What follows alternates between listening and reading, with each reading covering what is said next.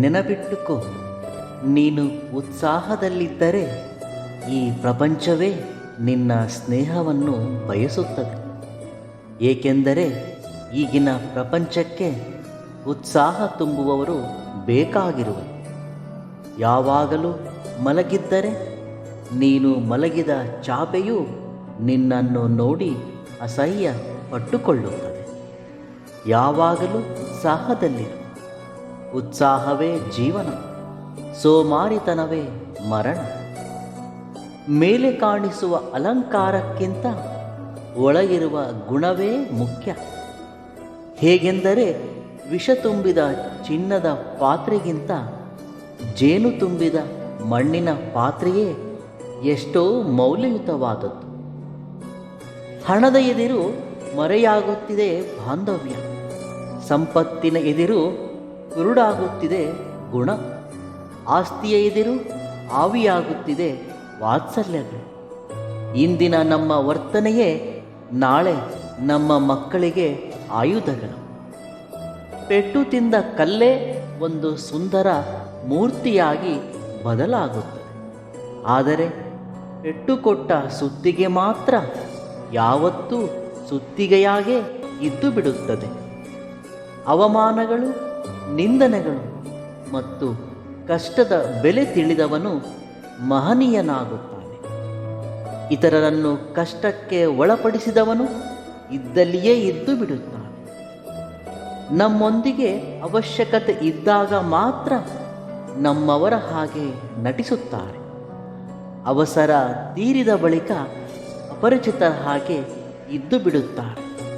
ಈ ದಿನಗಳಲ್ಲಿ ಪ್ರೇಮ ಅಭಿಮಾನದಿಂದ ಅಲ್ಲ, ಅವಸರದ ಮೇಲೆ ಬಾಂಧವ್ಯ ಉಂಟಾಗುತ್ತಿದೆ.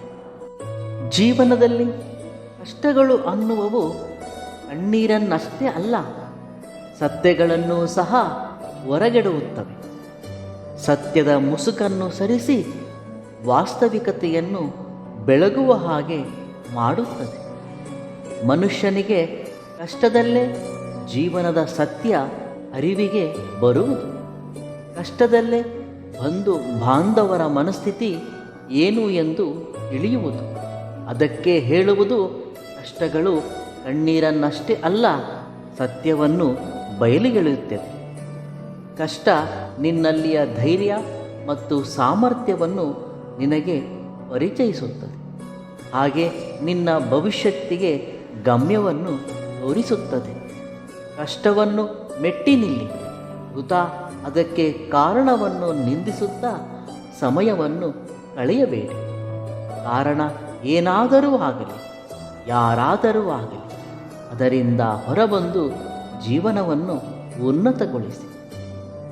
ಮರದ ತುಂಬ ಹಣ್ಣುಗಳಿದ್ದರೂ ಮಾಗಿದ ಹಣ್ಣಿನ ಹತ್ತಿರವೇ ಗಿಳಿ ಬರುತ್ತದೆ.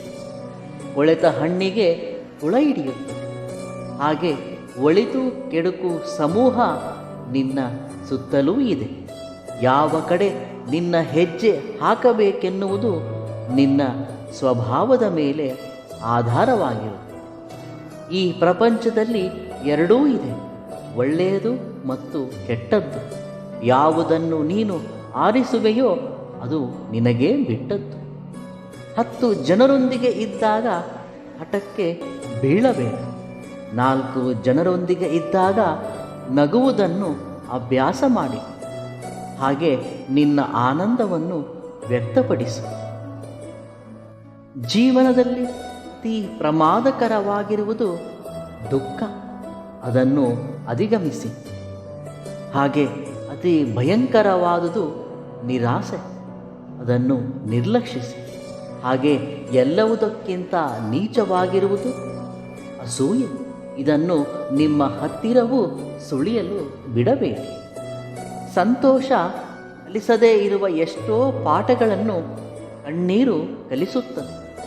ಗೆಲುವು ಕಲಿಸದಿರುವ ಪಾಠಗಳನ್ನು ಸೋಲು ಕಲಿಸುತ್ತದೆ.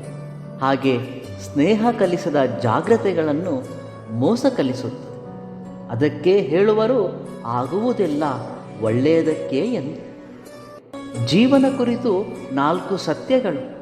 ಮೊದಲನೆಯದು, ಆಗಾಗ ಒಬ್ಬಂಟಿಯಾಗಿರಿ. ಯಾರೂ ಕೂಡ ಕೊನೆಯವರೆಗೂ ನಿನ್ನೊಂದಿಗೆ ಇರುವುದಿಲ್ಲ. ಒಂಟಿತನವು ನಮ್ಮಲ್ಲಿ ನಿರ್ಮೋಹವನ್ನು ಬೆಳೆಸುತ್ತದೆ.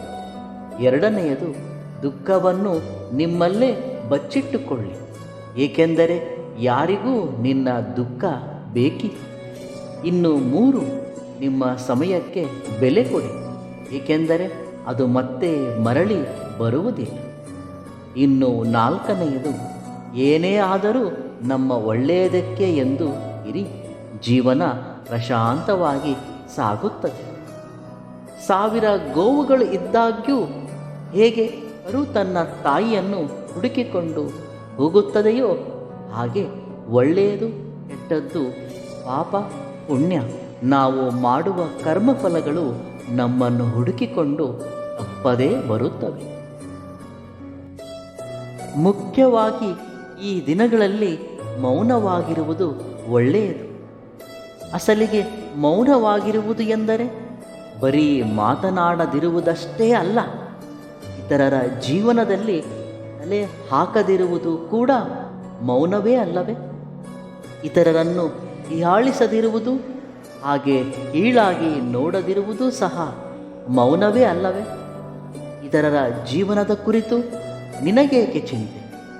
ಜೀವನದ ಅತಿ ಹೆಚ್ಚು ಸಮಯ ಇತರರ ಬಗ್ಗೆ ಮಾತನಾಡುವುದರಲ್ಲೇ ಕಳೆದರೆ ಅದರ ಬದಲಾಗಿ ಮೌನವಾಗಿ ಇತರರಿಗೆ ಸಲಹೆ ಕೊಡುವುದು ಈ ದಿನಗಳಲ್ಲಿ ತಪ್ಪಾಗಿದೆ. ಸ್ವಂತ ನಮ್ಮ ಮನೆಯವರಿಗೂ ಏನನ್ನೂ ಹೇಳುವ ಹಾಗಿಲ್ಲ, ಏಕೆಂದರೆ ಯಾರೂ ಹೇಳುವ ಪರಿಸ್ಥಿತಿಯಲ್ಲಿ ಇಲ್ಲ. ಅಷ್ಟೇ ಏಕೆ, ಚಿಕ್ಕ ಮಕ್ಕಳಿಗೂ ಏನೂ ಹೇಳುವ ಹಾಗಿಲ್ಲ. ನಾವು ಹೇಳುವ ಒಳ್ಳೆಯದು ಮತ್ತು ಅನುಭವ ಇತರರಿಗೆ ಕೆಟ್ಟದಾಗಿ ಕಾಣಿಸುತ್ತದೆ. ಅದಕ್ಕೆ ಆದಷ್ಟು ಮೌನವಾಗಿರಿ. ಅದಕ್ಕಿಂತ ಮಿಗಿಲಾದದ್ದು ಏನೂ ಇಲ್ಲ.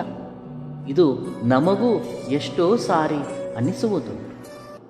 ಸುಮ್ಮನೆ ಇರುವುದು ಒಳ್ಳೆಯದು ಎಂದು. ನಂಬುವುದು ಸುಲಭ, ನಂಬಿಸುವುದು ಕಷ್ಟ. ಪ್ರೀತಿಸುವುದು ಸುಲಭ, ಪ್ರೀತಿಸಲ್ಪಡುವುದು ಕಷ್ಟ. ಅಳಿಸುವುದು ಸುಲಭ, ನಗಿಸುವುದು ಕಷ್ಟ. ಸುಳ್ಳು ಹೇಳುವುದು ಸುಲಭ, ಸತ್ಯ ಒಪ್ಪಿಕೊಳ್ಳುವುದು ಕಷ್ಟ. ಮರೆಯುವುದು ಸುಲಭ, ನೆನಪಿಟ್ಟುಕೊಳ್ಳುವುದೇ ಕಷ್ಟ. ಭಗವಂತನನ್ನು ಪೂರ್ತಿಯಾಗಿ ನಂಬಿದವನು ಪರಿಸ್ಥಿತಿಗಳು ಹೇಗೇ ಇದ್ದರೂ ಶಾಂತವಾಗಿ ಇರುವುದನ್ನು ಕಲಿಯುತ್ತಾನೆ. ಧೈರ್ಯದಿಂದ ಇರಿ, ಶಾಂತಿಯಿಂದ ಇರಿ, ಸಮಾಧಾನದಿಂದ ಇರಿ. ಖಂಡಿತವಾಗಿಯೂ ಎಲ್ಲವೂ ಒಳ್ಳೆಯದೇ ಆಗುತ್ತದೆ. ಇವೆಲ್ಲವುಗಳಲ್ಲಿ ನಿಮಗಿಷ್ಟವಾದ ಸೂಕ್ತಿಯನ್ನು ಕಾಮೆಂಟ್ ಮುಖಾಂತರ ತಿಳಿಸಿ. ವಿಡಿಯೋ ಇಷ್ಟವಾದಲ್ಲಿ ಸಬ್ಸ್ಕ್ರೈಬ್ ಮಾಡಿ ಮತ್ತು ಲೈಕ್ ಮಾಡಿ. ಧನ್ಯವಾದಗಳು.